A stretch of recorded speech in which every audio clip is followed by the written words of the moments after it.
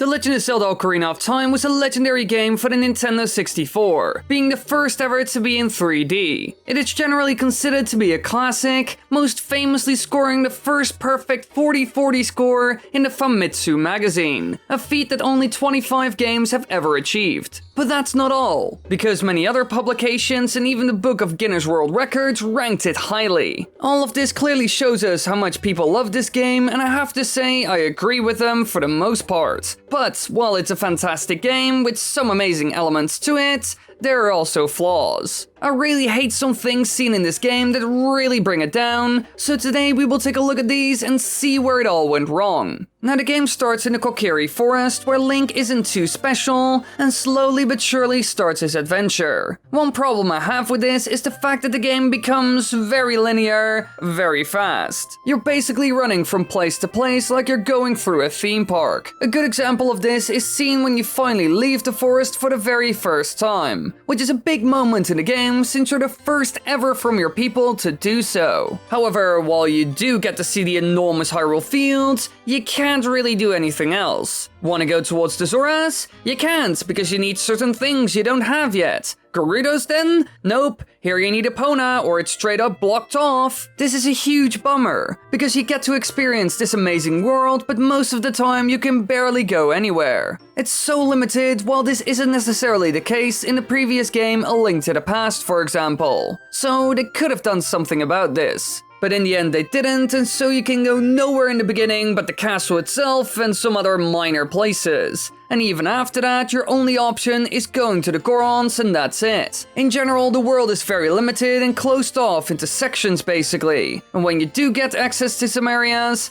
there isn't a whole lot to do. It's clear that Nintendo was basically focusing on the main story of the game and nothing else really. Because there's almost no side activities in this game. All we get are some collectibles and minigames with two sort of decent side quests on the side for the Goron Sword and a Mask of Truth. So those new areas you unlock are quite empty and pointless after completing the main quest there. Personally, I hate this and I know Nintendo could have done a better job when it comes down to it. Just look at Majora's Mask for example, which was made in 2000. Here we see all kinds of interesting connections between different characters, as well as some amazing side quests. So we know they can do it. But instead it all went into the main mission, which isn't necessarily the only thing you need in a game. So in my opinion, this is a major flaw in multiple ways. So really, Ocarina of Time is not perfect. A lot of areas we go to are just quite empty. One great example of this is actually the place you first see when leaving the forest, Hyrule Field. Now this location is almost completely empty, and there are some underground grottos here and there with enemies, but that's kind of it. Every other thing seen there is its own place, like Lon Lon Ranch that even has a loading zone when entering. So that's not part of Hyrule Field, just located there. So really, this place is just a gigantic open field where there is nothing to do. Even when it comes to side quests, we only see two there. Because somewhere in this field you will find the postman for the mask quest, and you need to hunt down some ghosts here. So for how much space it takes up, there isn't a whole lot to see and do here, just some minor things, like the Kokiri Forest, which became quite a useless location after the introduction. So really, there isn't a whole lot to most places you go to.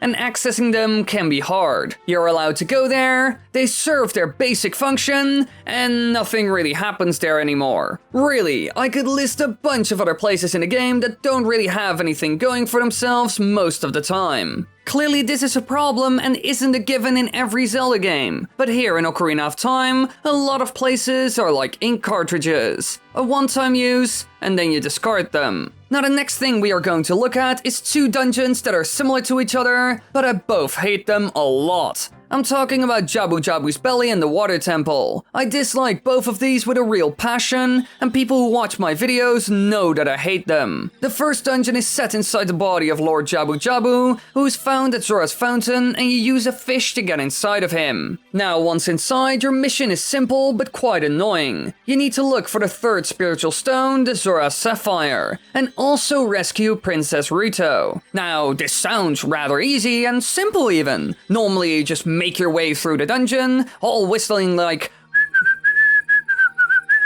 and at the end to complete both tasks by beating the boss. done. However, what happens in this game is that you need to drag Rito through the entire thing for most of the time. This can be very frustrating, and it certainly doesn't help that Rito is also a very annoying and unlikable character who is incredibly ungrateful. When it comes to the mini-boss and final boss, they're fine actually. I don't have a problem with them, but hauling Rito around and the dungeon itself aren't that fun, to be honest. I usually quit playing as soon as I get to this point and kind of have to force myself to get through it. However, as soon as this one is done, you can go to the adult section of the game, which is actually a really cool element to the title, by the way. The switching between young and old is genius. But you also have to do the water temple. This is the other dungeon I dislike a lot, just because it's so all over the place without any sense of given or natural directions to get through it. Just look at a 3D rendered map of this dungeon once and you can see what I mean. It's a bit all over the place and there are a ton of dead ends and routes you can take, which are all filled with things like water level manipulation, swimming in presence of current flows, defeating enemy groups, climbing a waterfall with descending platforms, raising and lowering pillars with a switch, and way more. And then we get to the final boss, who is a complete pushover and quite boring to take on. In general, this place was a letdown. I even covered this in more detail in another video, which you can find in the upper right corner and watch after this video. Now let's move on to our last topic, something no one really mentions, but if you just think about it for a bit, you quickly realize that it's not that good. The final battle you have with Ganondorf at the castle, because that last showdown is not that good. When taking him on, you first have to beat Ganondorf in his normal form, and you can quite easily defeat the tyrant with the aid of the light arrows and master sword. All you do is wait for him to fire some sort of energy ball at you, and what you do then is smack it back at him, turning the whole ordeal in a game of dangerous tennis. It's similar to another fight scene in the game against the Phantom of Ganon inside the Forest Temple. Although in that one they added a whole mechanic with paintings, which looked incredible. After beating him in his humanoid warlock form, he does something quite extreme.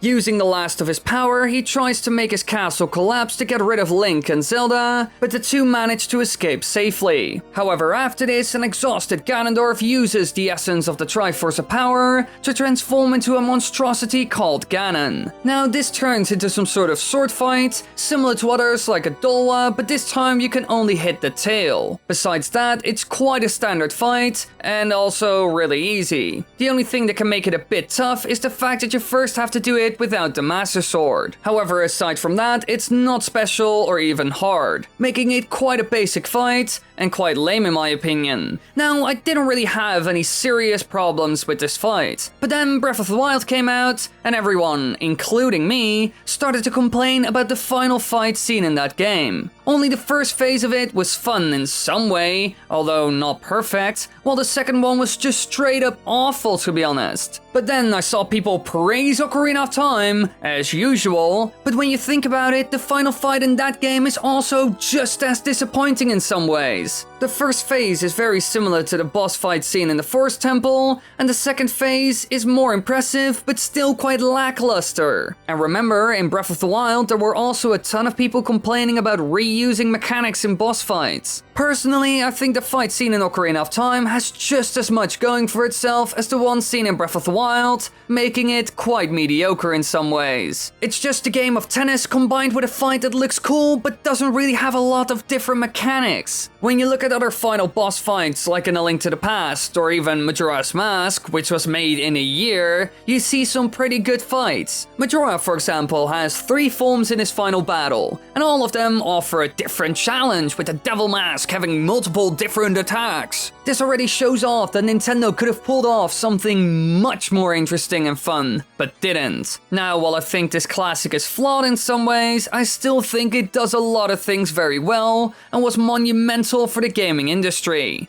So don't think I hate this game. I just hate some things about it, which is always the case, even for my favorite Zelda game, Majora's Mask. Now, let me know what you think in the comments. And remember, keep it civil. Also, don't forget to check out the videos and playlists in the upper right corner, as well as subscribe. Help out the channel, it's important.